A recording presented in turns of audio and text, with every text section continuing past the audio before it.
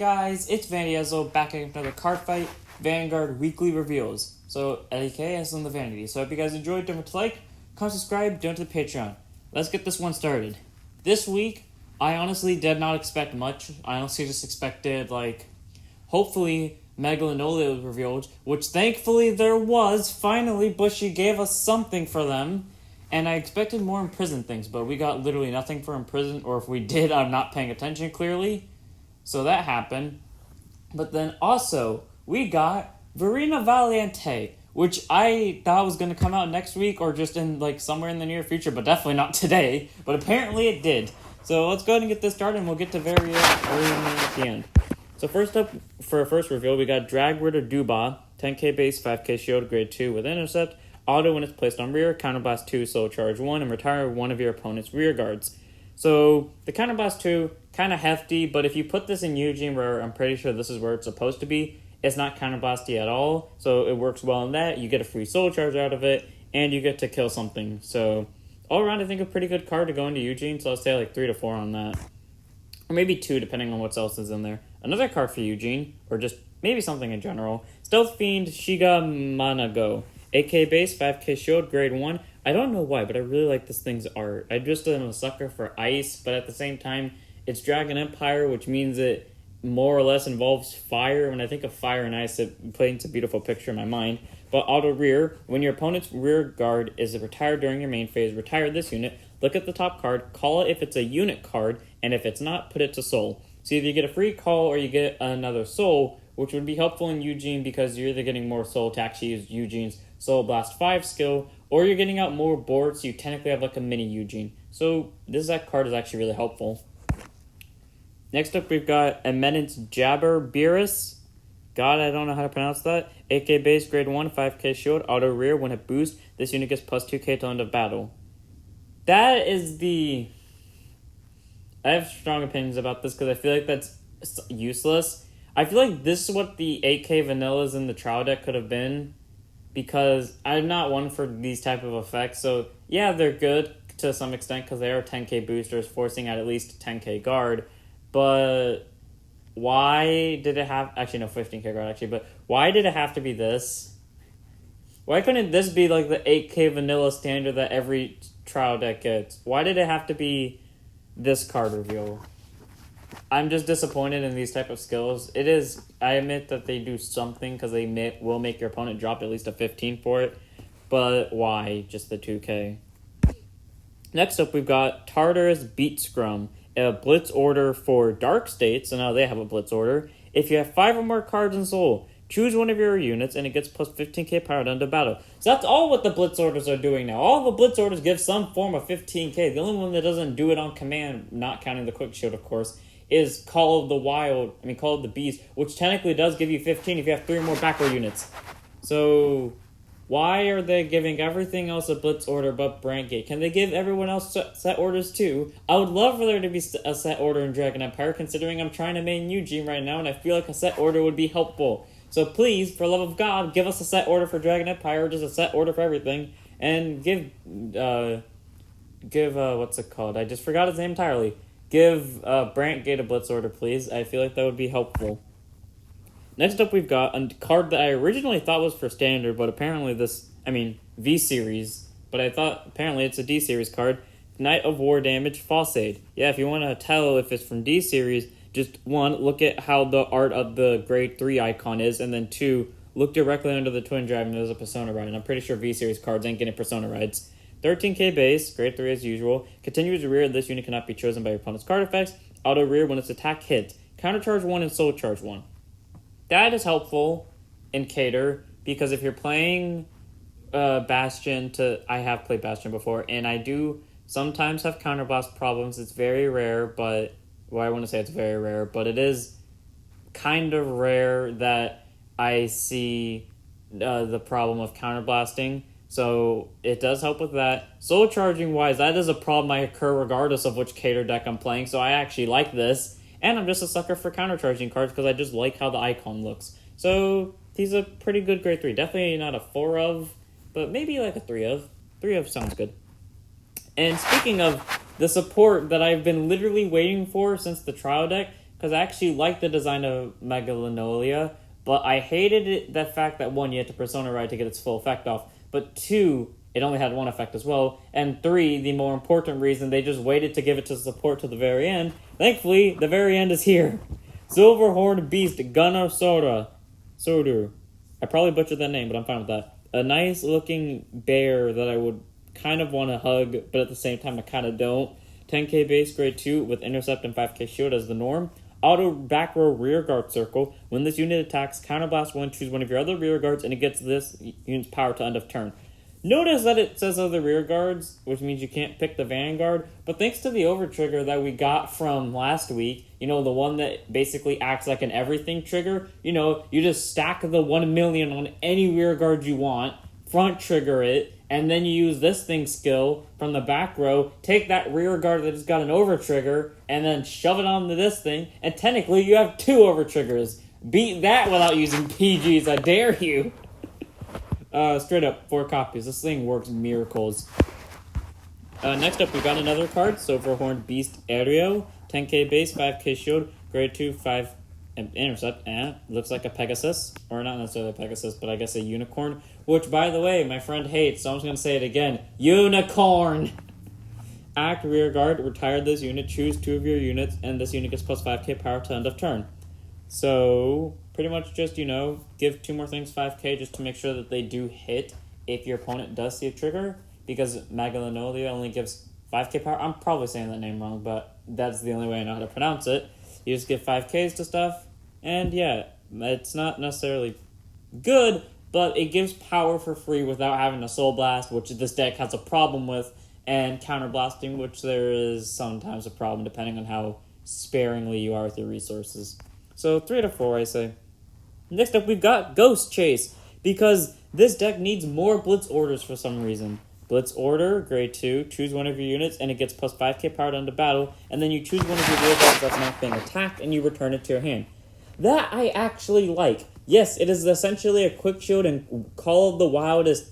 Call of the Beast, I don't know why I keep calling Call of the Wild, is effectively better in terms of guarding, but you get a free rear guard back, which means for some reason, if you called a PG to the board, why you would do that is beyond me, but I've done it before for stupider reasons, so yeah. If you called a PG to the board thinking you were going to die and you lived, but your opponent also lived, use Ghosty Chase or Ghost Chase. Bounce back that PG. Use it. Defend yourself, please. Or if you don't do that, pick a rear guard that you know your opponent's going to swing at or try to murder and get it back to your hand, or get back something that has an on-play skill so you can at least spam that. So this is a good card regardless of what deck you put it in, plus it's free. Next up, we've got Divine Sister Fasciata. I can't believe it, we're almost done with the reveals. This week was very short on reveals. Grade 1, 8k base, 5k shield, boost, auto rear once per turn. When your drive check reveals a trigger unit, Soul Blast 2 and Countercharge 1.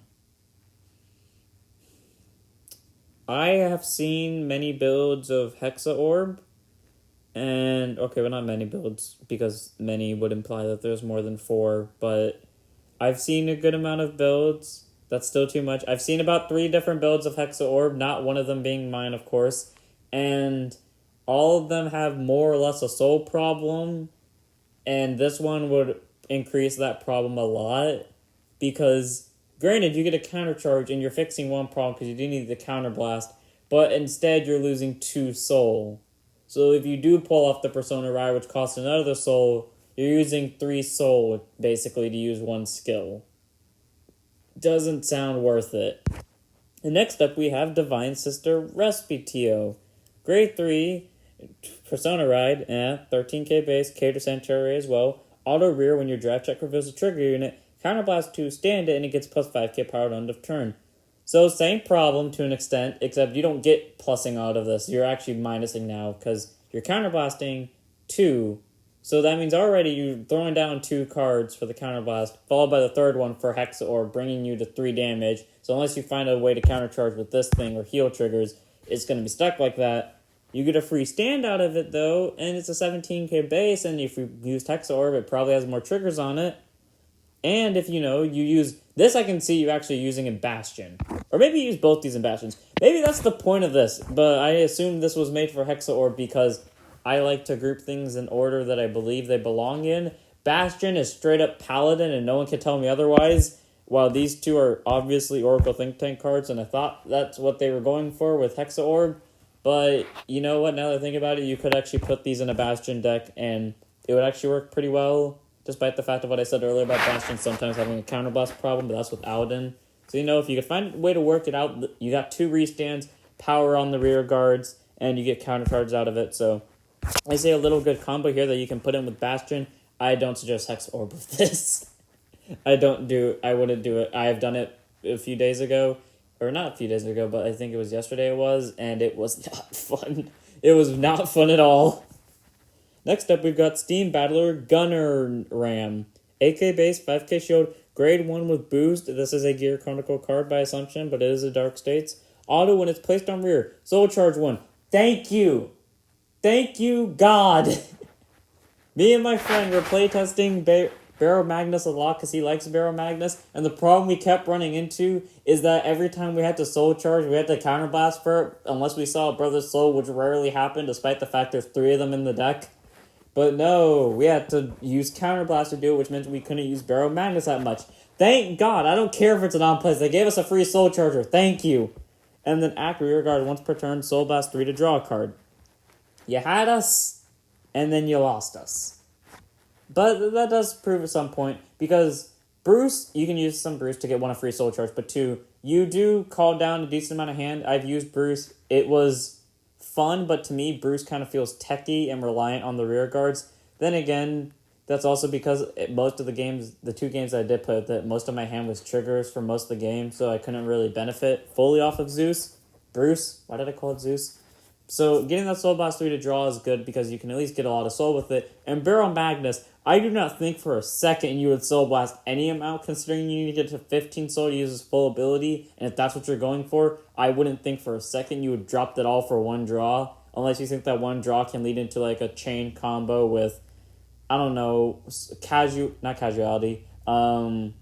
Crawl You Insects followed by Brother's Soul. And then you somehow have something else that can let you draw, and then you just call down that and just form a loop. But yeah, he can be useful, so I think a good card. Next up, we got another card that is definitely for Barrow Magnus, and I would not believe you if you said it was for Bruce, but to an extent I would. Selfish Engraver, 10k base, 5k shield, grade 2, intercept. Auto rear, when attack hits, Soul Charge 1. It can hit anything, and that's what I love. I hate always having to hit the Vanguard. I love when it hits the rear guard, because at least you're either killing a rear guard or at least getting pressure out of guarding for something that's important. And if they guard the rear guard, you know it's important to their plan, so punish them. And if it's not important to their plan, then they just tricked you. And I actually like the feeling of that happens to me because it feels fun. It feels like I fell for a trap and it makes it harder to win. And I like that. And then the second skill, Auto Rear. At the end of the battle, they attack. If you have 10 or more cards in your soul, put this unit to soul and countercharge 1. So you get a free countercharge. It doesn't have to hit, and you get an extra soul. So if it does hit, you do get 2 free soul plus a countercharge, but either way you're getting a countercharge and a soul out of it. Good card, 4 copies. You do not minus off of this. I swear to God, you better put this at 4. And next up, we got Stealth Rogue of Iron Blade Oshikuni. 10k base, grade 2, intercept, 5k shield, Dragon Empire this time. Auto rear, when it attacks, if your opponent has 2 or less rear guards, this unit gets plus 5k power end of battle.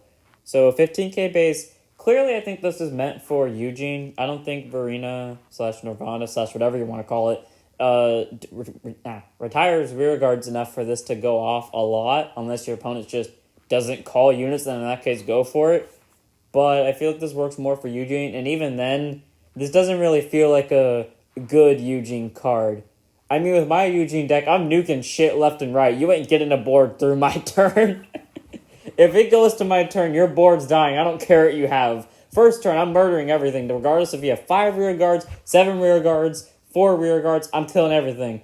Second turn, depending on how many rear guards you have. If you have 5, I might not be able to kill it, but I'll be able to kill at least 3. So this card doesn't really feel like a good Eugene card because you can get a lot of power and just field spamming out of it. But I still say if you want to put them in, like 2, no more than 2. 3 if you're like missing space, but 2 max for me. Next up, we've got another Dark States card. Fantasmagorie Magician Curtis. Straight up, I have bias towards that name, and I like that name. Because in Inazuma 11, if you know, I play Inazuma 11, and one of my favorite moves is called Phantasmagoria because it looks fucking beautiful. and I have just loved that name forever. So the fact that this thing is remotely close to that makes me cry, and I have complete bias towards this card now as one of my favorites, despite the fact on a normal case I wouldn't play a card that looks like this, because this thing looks like a joke to me. I like its skill, I like its name, I hate its art. Auto Rear, also it's a great through 13k base, Twin Drive, and Persona Ride. Auto Rear, when placed, if your Vanguard's Barrel Magnus, Soul Charge 2. So, very interesting that it's... Yeah, no, just straight up Barrel Magnus. So you get a free Soul Charge 2. That's interesting. You just have to place it, get a Soul Charge 2, and you're guaranteed to get that Soul Charge 2 because ride lines are a thing, and so is the ride deck, so you're guaranteed to get it. And then Act Rear, if you have 10 or more cards in Soul, Counterblast 2 until end of turn, all of your front row units get plus 5k power. So counterblasting, like I said earlier, was kind of a problem, but if you're going for a final push turn, especially when you have this thing over here that can countercharge, it actually makes it easier. But counterblasting too, to get a whole plus 5k to the front row, that's kind of helpful. I mean, you don't have to rely on fronts to some extent. You don't have to rely on an overtrigger to hit. I mean, you want to see an overtrigger, obviously. And, you know, Barrel Magnus, he's going to stuff everything into Soul anyways, but at least you're getting more power out of it during this. So it's a decent card. I mainly would run this for the Soul Charge 2 because I never imagine I will use that second skill. So I say a 4 of solely for the Soul Charge 2, but maybe less than that. And finally, the main reveal of today that, like I said earlier, I did not think would happen today. Vairina Valiente, or however you pronounce it. I'm going to call it Vairina Valiente because that's what I think it's called. Overdress. Wait, first off, grade 3, Twin Drive, Persona Ride, 13k base. I was about to say, why the hell is this a Persona Ride? Then I remembered they're giving Persona Rides to literally everything.